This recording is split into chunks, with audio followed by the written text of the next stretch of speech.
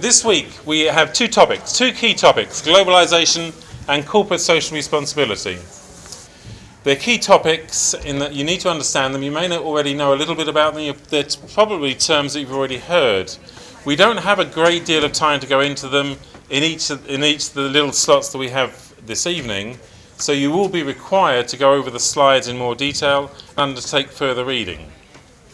So this is simply designed as a simple introduction to these quite complex but extraordinarily significant topics. So we see corporate social responsibility everywhere. It is embedded almost in everything that we look at today. These are from the Marks and Spencer store in Coventry. Going up and down the escalators and the stairs, you'll see these signs on the right and left hand side. You'll see them all over the stores. You'll see these signs, same signs, all over all Marks and Spencers. You probably don't even notice them. But these are little indications of corporate social responsibility on the part of Marks and Spencers. So they're looking at and advising you of all the sorts of different ways in which they support, as an organisation, as a corporate, they support society at large through better relationships with trading partners, down to or including using washing up detergents and clothing that can be cleaned at a lower temperature than previously, thus saving energy. So companies increasingly are trying to make the point that not only are they large, significant, profitable companies, they are also socially responsible. And it's that which we're going to be looking at during the course of this first little session in this lecture. So this is something I've noticed just over the weekend. This was in Tesco's, offering sweet-free checkouts. So one of the things that Tesco's is concerned with, as many food retailers are, is the nutritional elements of their food, of the calorie intake of young children, of the emotional responses that are placed upon parents by the children as they come to the checkout. Tesco's now, only in the last few weeks I think, have introduced these new little sections by the checkouts.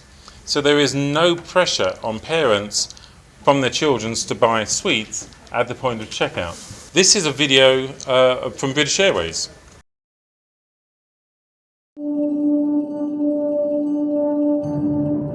The East Africa region is currently experiencing its worst drought in decades. 13 million people have been affected by the severe drought. Our children need urgent help.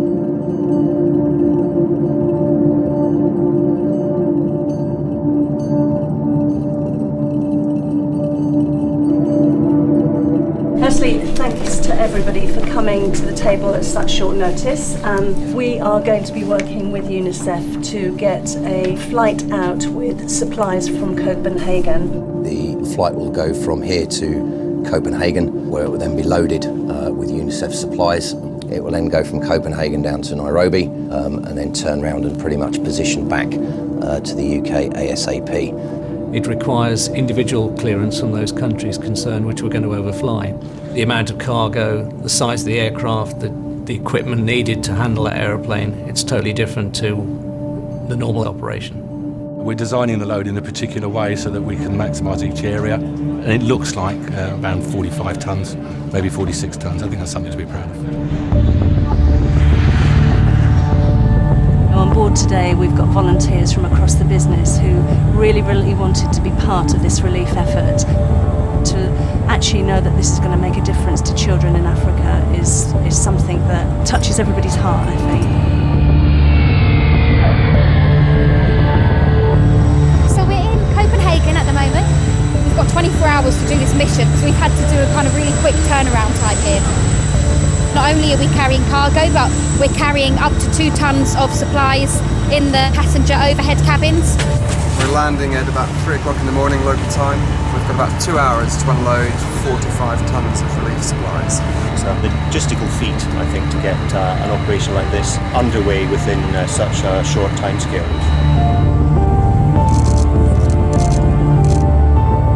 We're here today to try our best to get as many people as possible realising the truly horrendous situation that's going on in East Africa. Wind for takeoff 130 degrees 6 knots. This is kind of an ordinary flight in a lot of ways, but at the same time it's not often that you know that you're carrying medical supplies, food, water, nutritional supplements. You're given a task to do and you kind of just do the task, but when you stop for a second and realise what it actually is, that this is actually going to be a part of saving people's lives, that's an amazing thing to be a part of.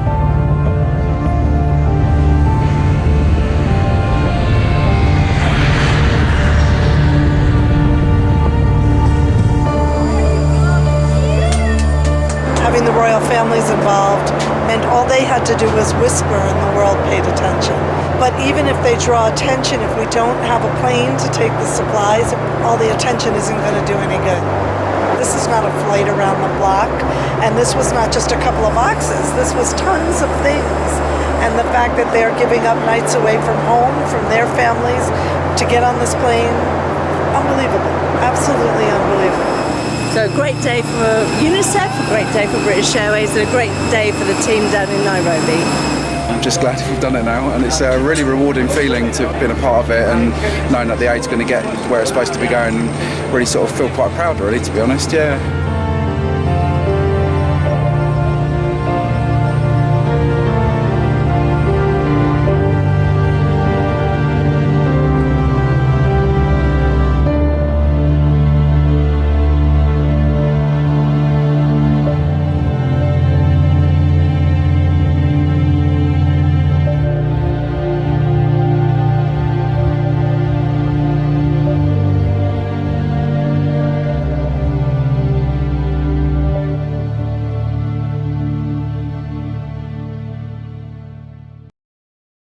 I don't know what your feelings are as you watch that, but for me there's an uneasy balance, I feel, when one considers this particular operation and other aspects of... Hi, my name is Peter Nye. I'm a Senior First Officer on the British Airways A380 fleet.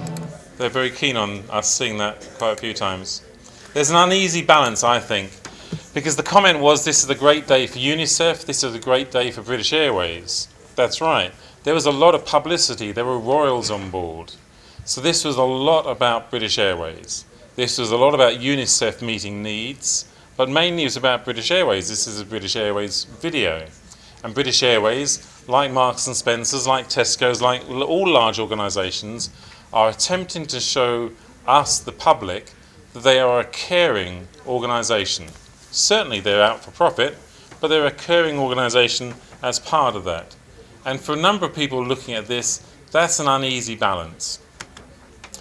What is corporate responsibility then? You'll be glad to hear that there is no one definition. But fortunately, there's only a couple of theories and models. So you just have to fix really, not on the specific words, we'll just get a flavour for the kind of definitions.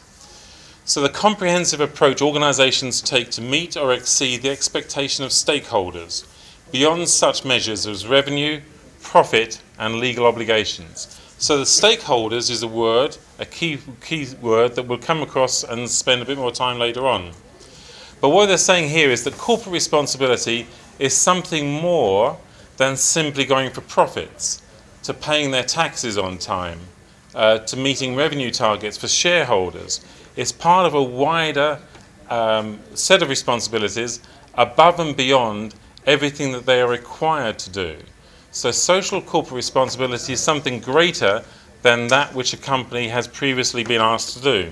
Corporate social responsibility is the business contribution to our sustainable development goals. Essentially, it's about how business takes account of its economic, social and environmental impacts in the way it operates, maximising the benefits and minimising the downsides. So companies nowadays recognise that not only are they responsible for large numbers of employment, not only are they responsible for paying taxes, theoretically, around the world, but also they're aware now that there's an impact, a negative impact, a possible negative impact on their operations. And we'll have come across some of those in your case studies. Specifically, we see corporate social responsibility as the voluntary actions that business can take over and above compliance with minimal legal requirements to address both its own competitive interests and the interests of wider society. So there's a competitive element here as well. So we see these large organisations competing with each other in the marketplace to be who can be more socially responsible, than the other companies. Corporate responsibility. It's the continuing commitment by businesses to behave ethically and contribute to economic development while improving the quality of life of the workforce and their families, as well as the local community and society at large. So we're beginning to see a variety of phrases here and a variety of different little viewpoints. We've talked about stakeholders. We've had comments regarding the competitive position of these companies. Here we've got this term ethics. It's important to stress that ethics is not the same as corporate social responsibility. Ethics is part of corporate social responsibility, but as we'll see in a moment, corporate social responsibility, or CSR, is a wider series of considerations. Unilever here are looking to the quality of life of the workforce and their families, which is an odd phrase really, because one would have expected that Unilever would consider corporate social responsibility to be a bit more than that. Certainly that's what we've learned from the previous quotations, that companies we would expect companies to automatically look after the workforce. So maybe it's the families aspect that is the new key part here for Unilever's definition of CSR. Corporate social responsibility then, this is the World Business Council for Sustainable Development, is listening and responding to the needs of a company's stakeholders. This includes the requirements of sustainable development. Sustainable is a word that we've heard twice now. So part of being a good company nowadays is making sure that you can work sustainably, that the resources you're using you're not acting in a detrimental way to the needs of the planet. And so for that reason you'll have come across instances where companies, paper manufacturers for instance, plant trees. IKEA plants trees so that it can be a sustainable company, not adversely affecting the environment. There are a large number of, there are a number of more definitions of corporate responsibility on the slide set here, and of course you look at any company now, as part of its website, as we've seen in the case studies, would have some aspect related to corporate social responsibility. So all you need to do is just to pick up a few examples ready for the exams and for the case study themselves. I mentioned before about ethics. Ethics forms part of a kind of trio of aspects related to CSR. It's ethics, the way a company runs from an ethical, legal standpoint. It's about corporate citizenship.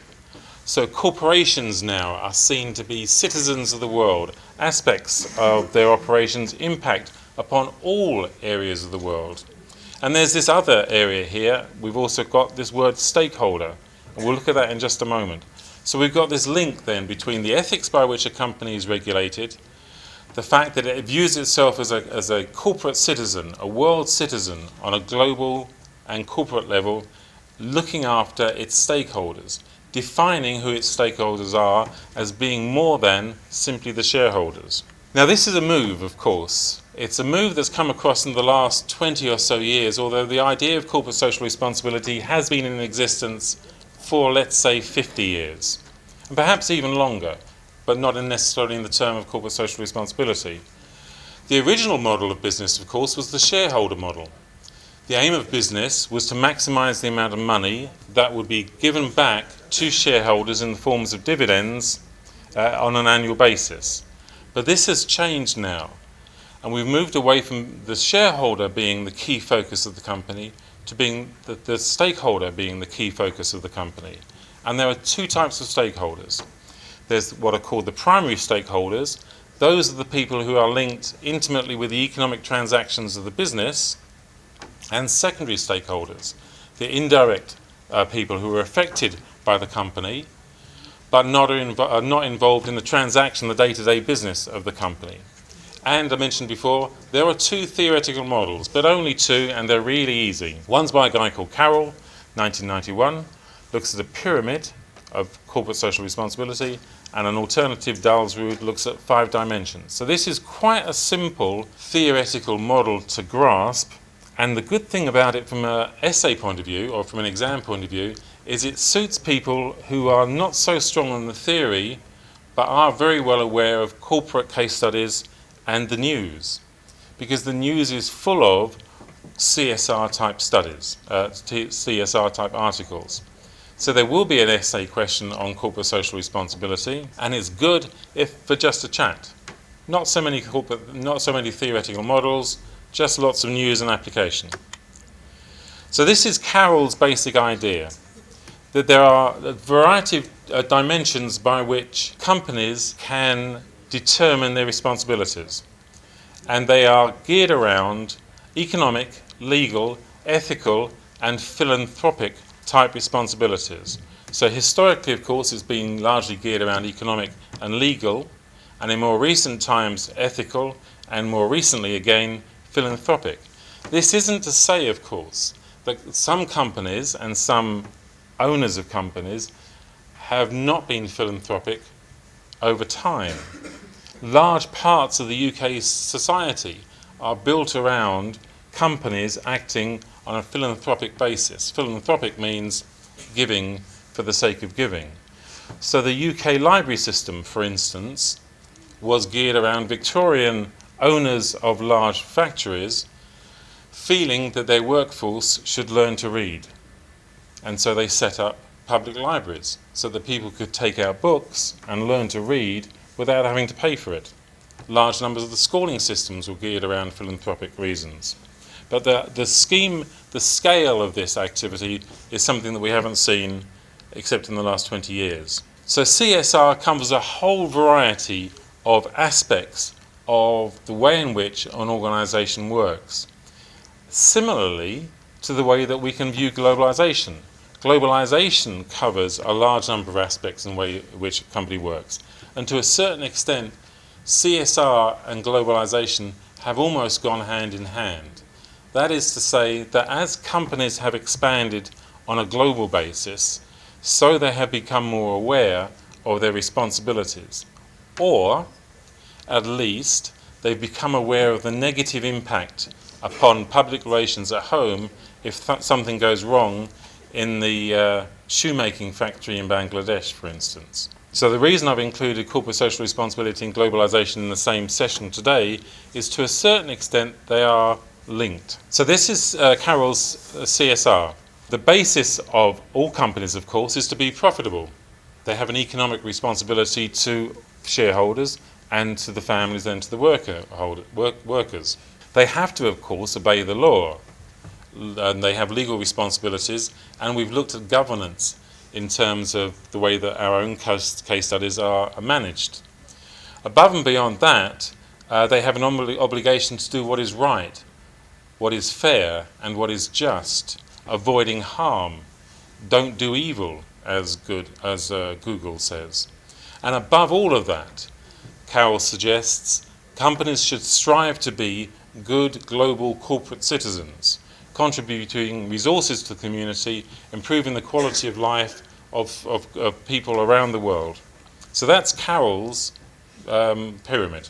So very simple. And with it, it's just a number of characterizations. So in terms of looking at the economic components, as an example, it's important to perform in a manner consistent with maximizing earnings per share. So we will have seen these historically. The basis of all businesses has been to maximize their economic impact, and at the same time performing in a manner that is consistent with law. Now, one of the considerations, of course, that we're seeing when we're discussing HSBC, as we have been doing over the last few weeks, is however large the organisation and however corporately socially aware they are, there are always drivers that try and break the system. So the fact that these large organisations have viewpoints that say they are corporately socially responsible, the practice is often slightly different. So going back to the British Airways consideration, for instance, the British Airways film, one of the considerations is, of course, that large airlines pollute the atmosphere. So it's a benefit to them if they can be seen to be acting in a good, positive manner for the community, because then the emissions are forgotten.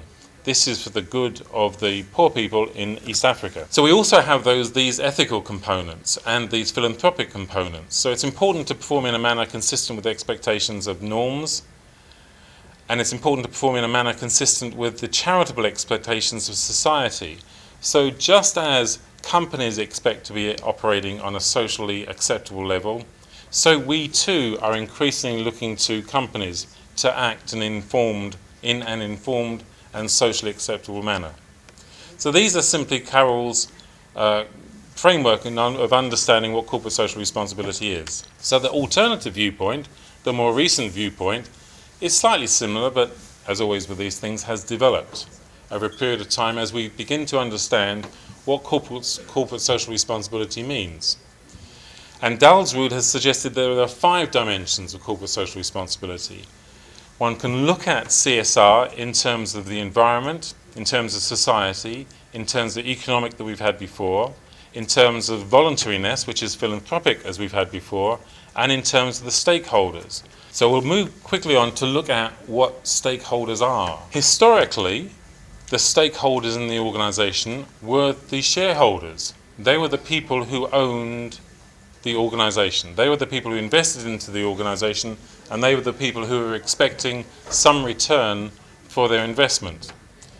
But increasingly, as we begin to understand the impact of businesses upon the wider community, upon the wider society, not only in this country but around the world, as companies outsource large amounts of production to third world countries, so we are all increasingly aware of the impact that these companies have upon individuals, families and societies outside of our own country. And so stakeholders becomes quite a long list of people who have an interest in the well-being of the organisation. We mentioned before that there are 2 types of interests. There's the primary interest and the secondary interest. So the primary interest is those people who are directly connected to the company in an economic transaction, and secondary interests who are those who are not, but are impacted in a wider sense. So the stakeholders nowadays are increasingly seen to include a very large and increasing list, which might include customers, suppliers, employees, local communities, government, intermediaries, shareholders, professional bodies, the wider financial community, and even the company's own competitors are stakeholders in the well-being of companies. And now, going back to our basic definition of corporate social responsibility, all of these people have expectations, many of them upheld by law, and CSR is the requirement or the ability of the company to meet the expectations of this wide, disparate group of people above and beyond basic legal obligations. So doing what's right in terms of the law is just the basic minimum. We're expecting much more nowadays of the organisations who are affecting our lives. So what are we looking for then as stakeholders? And we're all stakeholders here. We're all stakeholders in a variety of organisations. What we're looking for is we want to be included. So when companies make big decisions, it affects us. So when Tesco's builds a new store in the local village, for instance, the village is informed, or the local town rather, the village is informed, the village takes part. Tesco's invests in the local community and invests in the local schools. There are partnerships. So there's a great deal of inclusion and direct participation by these wider groups of people with the economic concern. There's a requirement that the company listens to a variety of viewpoints. Because we're all stakeholders in these companies, we have our own viewpoints about what should be happening. And we have a power. Our power is commercial. We can decide not to purchase. We can petition and ask others not to purchase. So we have a voice, and we as consumers want that voice to be heard by these large organisations.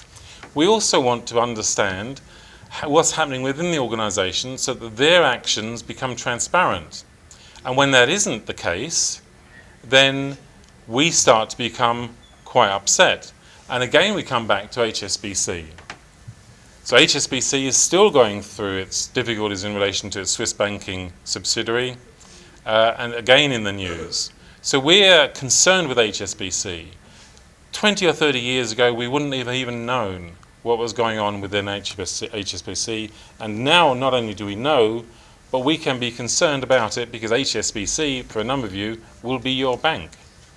And you have an interest in that bank and its well-being and its impact upon you as a consumer. We want to be empowered so that we can be part of the dialogue about how the company progresses. So increasingly and annoyingly, companies keep asking you for your views on particular things, for you to get engaged in particular things, for you to answer surveys, to tell them how they're doing and so forth. This is all part of corporate social responsibility. So there are different viewpoints, Carol suggests, as to the management of an organisation. So there are three particular types. There's the moral management, so down at the bottom. So he characterises a company as having moral management, amoral management, or immoral management. Moral management then is the shareholders' interest is a central factor. The best way to be ethical to shareholders is to treat all stakeholder claimants in a fair and ethical manner. So the consideration here is still, it's about giving money back to the shareholders. So this isn't the shareholders aren't important anymore. The shareholders are still fundamentally important to the well-being of any organisation. It is still their money that is fueling the organisation. But as a wide variety of stakeholders, who include the shareholders, all of those interests must be met. So a moral management of a company is a company that offers support to all stakeholders in the end interests of the shareholders, even if it means in the short term some particular losses, perhaps. Then there's the kind of amoral management. So no thought is given to their shareholders. They must be minimally accommodated. And finally, we get immoral management, where there is no interest given to the shareholders and the stakeholders alike. So all organisations nowadays would consider themselves to be acting under a moral management guise. But we can always question whether that is the case. Going back to HSBC, it's difficult to understand how HSBC could consider themselves to be a morally managed company when we know what has been taking place within HSBC. It's difficult to understand how any banking company can consider itself to be a morally managed operation when so many of them have been fined so many times for breaking so many laws. So let's consider then how we can identify and relate different types of corporate responsibility. So Body suggests that we can look at and view companies based on 4 criteria. And we can measure these. So whereas before we just had a theoretical viewpoint of what CSR consists of, Body is beginning to suggest that we can rate companies based upon their ability to act from an economic point of view, from a legal point of view, from an ethical point of view, and from a discretionary point of view.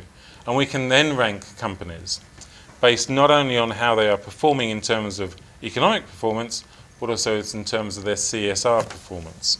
So stakeholders have various expectations. We mentioned competitors before, down at the bottom here. One of the expectations for all competitors and all companies is that each company will act in a fair and equitable manner, following normal norms of behaviour. And it can be argued, therefore, that the issues that we have in, for instance, the banking industry are just examples of where the norms are different from that which we would expect. That the definition of fair competition within the banking industry is one that we mere mortals would not necessarily understand. Because otherwise the whole sector is amoral and abnormal. But other stakeholders have expectations. So us as customers, we expect safety, we expect good prices, we expect high quality, we expect products that will last. And we're also concerned that the company is acting in a reputable manner, in a fair trading with fair trade ingredients, for instance, or acting to support the environment. But one of the considerations that comes out of research is that whilst we are generally interested in companies from a corporate social responsibility point of view, we're not overly willing to pay any extra. So fair trade chocolate, for instance, has until relatively recently struggled to get a hold in the marketplace because it's always been priced greater than commercial or other types of chocolate. But that has changed now. So the price of fair trade ingredients has come down as the companies and suppliers have realized that they have to act in a competitive manner and that there is no requirement to pay a premium on the part of the consumer. Suppliers want to be paid on time, they want fair terms, and they want to be guaranteed some form of long-term relationship. And again, we look to the retailing sector to find instances where they're not acting in a fair manner. We've had instances recently, again, I think it was Tesco's, who was discovered was charging people to put their products on the shelves within Tesco's, charging people more to have their products put on special eyeline shelves within the stores, and charging suppliers to be on their lists as well. So we now consider these to be unfair practices, whereas 20 years ago they were just standard practices. So we can see that stakeholders have a wide variety of expectations, and some of these conflict. So why corporate social responsibility? We ask ourselves some key questions here. What is the purpose of a company? Corporate social responsibility would have us think that the purpose of a company is to be beneficial to us all. That isn't a consistently and widely held viewpoint, and it's certainly not a consistently and widely held viewpoint all around the world. To a certain extent, it's a very Western-oriented view of the rest of the world. It's a view that says, we started in this country particularly, we started the Industrial Revolution. We set up factories. They polluted everything. It was dreadful. People died. We shoved little children up chimneys. But we have learnt our lesson. So you people in China, you mustn't do the same as us. You've got to find a different way of expanding and developing. And perhaps it's not that easy to develop and expand in a way that is corporately socially responsible. So maybe one viewpoint of CSR is it's simply a Western kind of imperialist view of the rest of the world. That we're very good here, we're clean and organic, and you people over there aren't. Are companies genuinely interested in doing good in the world?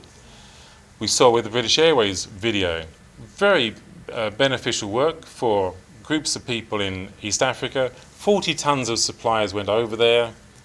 Prince William, I guess it was, and Kate went over. Lots of publicity. I don't know whether 40 tons is a lot or not, but it's a lot of publicity for the company.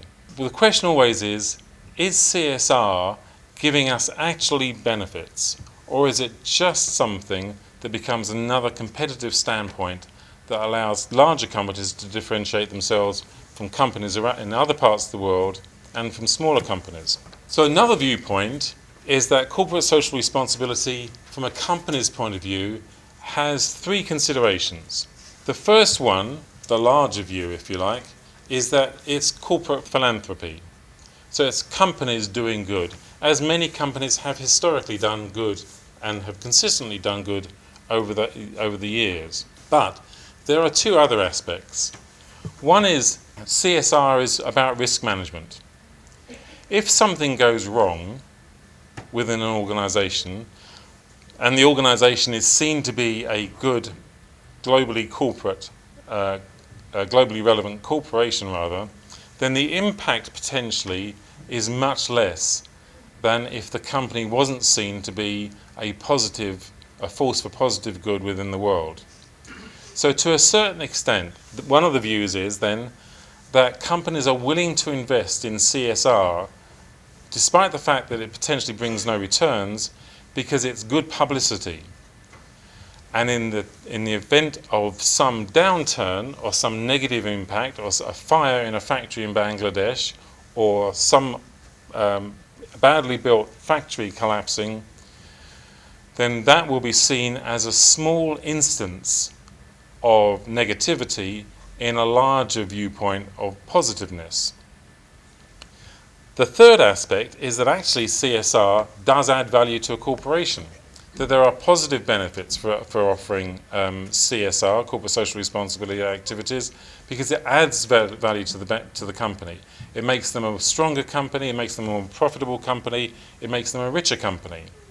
So there are different viewpoints as to why CSR is being embedded within large organisations. And all large organisations are fighting between themselves to be seen to be even more socially responsible than their competitors. So the effects of not managing all of this could be negative publicity, social activism, people going on the streets or using social media to complain about particular companies, direct act and protest, threats of legal action, and in some instances, local communities withholding planning permission or other activities to thwart the global ambitions of large organisations. So what is it, this thing that we've been talking about? Well, again, it's a load of pieces of different types of activities. It's about compliance, it's about risk management, it's about security, communications, it's looking after your employees better, it's not having them working on 0 hours contracts, it's working with their suppliers better in a more equitable manner, it's offering increased quality products and services, it's looking at governance, corporate governance in a stronger manner than has gone on previously, it's looking at environmental issues, it's everything that a company does over and above making a product. So corporate social responsibility becomes quite difficult, as we noticed right at the beginning, to define, because it is almost everything. It's just a different take on the role of the company. Historically, the role of the company then has been to produce goods and services that are sold to maximize profit and income for the shareholders, and nowadays that's much the same, except there's a wider viewpoint that there are other people involved who can have an impact upon the success and well-being of those shareholders. Some examples of corporate social responsibility statements from various companies, and by coincidence we start with HSBC. For HSBC, corporate social responsibility means addressing the expectations of our customers, shareholders, employees and other stakeholders in managing our business responsibly and sensitively for long-term success. Listening to our stakeholders helps to develop our business in ways that will continue to appeal to customers, investors, employees and other stakeholders. We believe the world is a rich and diverse place. The better our workforce reflects this diversity, the better we can anticipate and meet our customers' needs. Involving our employees in the community brings many benefits. Our employees gain in understanding, confidence and self-esteem. And being recognised in the community as good corporate citizens and employers helps HSBC to attract great people who in turn can provide great service to our customers. Now this is an odd set of sentences really, because each of them sounds very interesting, very laudable and very plausible, but it doesn't actually tell us anything. It doesn't actually tell us how HSBC will change by becoming a more corporately socially responsible organisation. We believe the world is a rich and diverse place means nothing, because who doesn't believe that the world is a rich and diverse place? The better our workforce reflects this diversity. So is CSR simply meaning we employ a wide range of people from around the world? When you start to look at it from an individual company point of view, it's very hard to work out what actually the company is doing to change itself. That's why they often go on these kind of public relations expeditions to show that they're doing something. Because intrinsically, perhaps, they aren't changing very much. So on the slides there are a number of quotes from particular companies. But I've just finished this particular section with this particular quote from Milton Friedman, a very famous economist, who has a kind of different viewpoint, an alternative viewpoint that I alluded to right at the beginning. The business of business is business. A society that puts equality before freedom will get neither. A society that puts freedom before equality will get a high degree of both. The task, according to Milton Friedman, It's for businesses to be successful. It's the role of the legal system to look after the legal aspects about how companies work. And if the legal system needs to be strengthened in some way, then it's the legal system that needs to be strengthened and not the corporate company. If the business is behaving unethically or through a lack of governance, then there are other strictures and structures that can be put into place to sort that company out. But in the end, if you do anything, according to Milton Friedman, to get in the way of a business being successful, then no one will be successful. So CSR, question mark, is this just a publicity stunt? So the exam question will ask you to consider whether or not CSR has a particular role. What is the particular role of CSR? So as I mentioned right at the beginning, CSR in our exam, is an interesting sort of topic because it's not theoretically loaded, it's full of possible applications, and all you have to have is a viewpoint. Yes, I think it's a good thing. No, I don't think it's a good thing. And just spend a bit of time talking about that.